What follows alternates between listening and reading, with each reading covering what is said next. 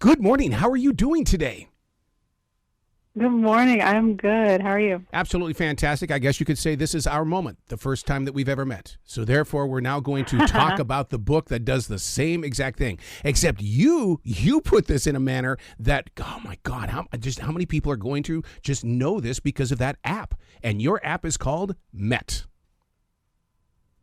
Yes, that's right. Met has its way with making sure my main character, Tiwanda, meets who it wants her to meet in that moment. Where did the idea come from? Because things like this, I mean, first of all, I love it when we can take a piece of our everyday life and turn it into a story, because that to me is the relationship between the author and the reader.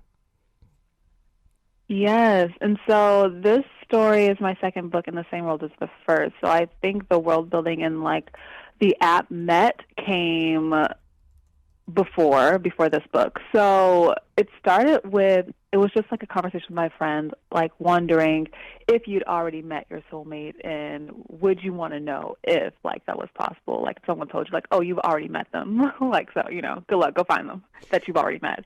And so that was an idea. I jotted down on my notes app where I keep all my random book ideas that may never go anywhere. Most of them won't.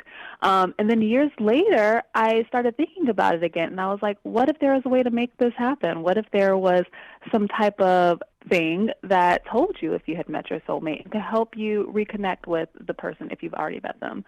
And then that's how Met was born, because I was more aware of dating apps then than I was when I first got the idea. And so knowing dating apps later helped me flesh out the idea.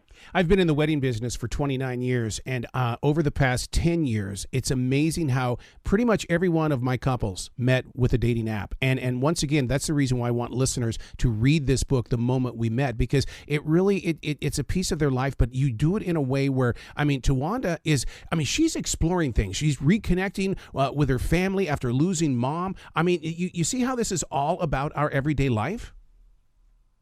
Yes, and I love, in the moment we met, we have the app that's, pulling strings. But at the same time, she gets, the meet cutes, what now we could call old school meet cutes, because they're more rare these days. Now you're meeting people on apps, and so it's kind of rare to have a story where it's so random and could only happen at that moment. And so I think it was fun to infuse dating apps, because yes, that's what's happening now, but also have that wonder and special meetings that happen with meet cutes. You put focus on connecting with someone after the transition in life. I like that openness, because it really does. I'm sitting in a studio, and my brother's ashes are within inches of my fingertips, because I believe that they are stronger today than they ever were. Mm-hmm. Yes, I love that. And so I think the big two that I've lost, big three, that I've lost in my life were my mom, and then my grandma on my dad's side, and the most recent, maybe 7-8 years ago, was my aunt, who was my mom's sister. And so, losing those people and losing, the physical aspect of them, because that's what we're losing, right? We're losing the ability to, talk with them, to have a conversation, to see them and feel them. But you can connect with them in other ways, and that's what I'm learning. And my mom I lost when I was 10, so sometimes it's hard to know how she would respond if I, ask her for advice of something that's going on now in my adult years. But I feel I feel her presence so much, and then of course some moments you feel it stronger than others. I love it when I'm writing and there'll be a paragraph or there'll be a thought that I know I can find, and I'll go, Mom, help me. I know you're here. Just help me. You're the one that planted this seed. Help me get through this. Yes, and I also will call on help from my mom and my ancestors to guide me in moments that I am struggling or need some guidance. And having that person that is watching out for you, it definitely gives me at least more peace in my day-to-day life, and knowing someone's looking out for me. Well, one of the things where I know that it's energy that's in you is the way that Tiwanda has got to answer the question, does romance even fit into her life? Because how many women or even men today are asking that very, very question? Do I even have time for this? Yes, and that's a question I'm asking myself. So it was fun for me to explore it with Tiwanda. We definitely have that same like prickly nature, and I think I discovered throughout writing it like if that becomes a factor in my life, it's definitely going to be something that's unique, a unique setup for me, something that would complement the life that I'm building for myself that fulfills me. And I think it would take a very specific person to compliment me in that way. And so writing Tawanda and having her explore like different potentials and how it could enhance her life or not was fun.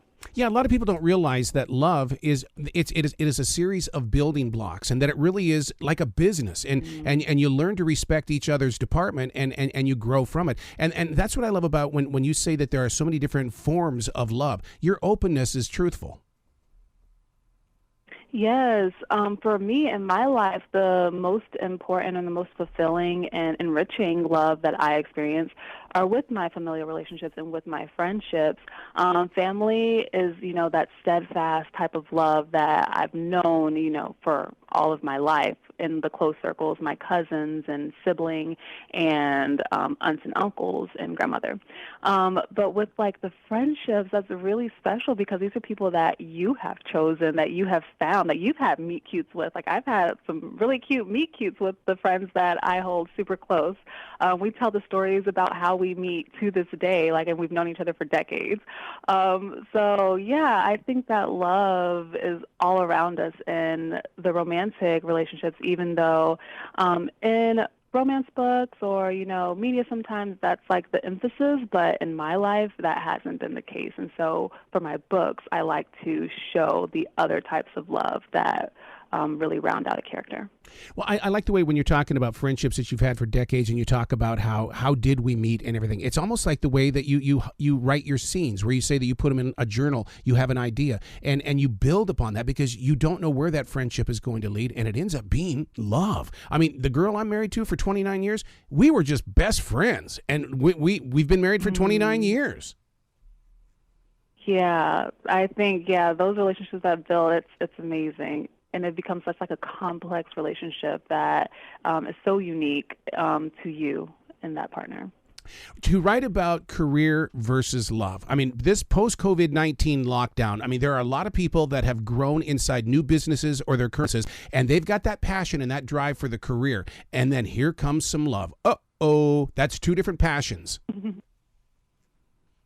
Yeah, it is, but I think it can complement each other. I think there is a balance that can be found, and if you're with the right person, it doesn't really become a hindrance. It can complement you. It can push you forward. It can move your dreams forward, and you can build a strong relationship, partnership with that person if they're the right one for you. While putting together the book, The Moment We Met, did you have those times where you were sitting right there at that keyboard, and it's like you had to figure out a way to get the path into the eyes of the reader, and there was a lot of those moments, or because it's all about the rhythm. I can feel rhythm in the way that you write. Yes, and just that little it's like, yes, that's exactly how my writing process goes. When you're looking over a previous draft and ready to make another edit pass, having that inner guide that tells you like, oh no, something's off, I need to tweak this, maybe this inside thought that she's having isn't ringing true to her character, and so things like that. So each pass you get a stronger and stronger and more true representation of that character. One of the things that I've always loved about you is that you're not afraid to talk about your rewrites in the way that, because there's a lot of listeners that are hider writers. They write, but they hide everything they write, and they're afraid of releasing. And it's one of those things where someone once said that reading is how they became a writer. So then let's get the writers to talk about how they were once readers as well. Yes, and that is exactly how I became a writer. It was after my freshman year in college. I went home to San Antonio, tried to find a job, applied everywhere. Everyone said no. I couldn't get hired even at SeaWorld, and they hired everyone in San Antonio, every teen except me. So I spent that summer going to the library and reconnecting with my love of books because I had been separated from it doing the whole, forced reading in high school and everything. So reconnecting with my love of reading, that was the summer that I decided I wanted to tell stories of my own.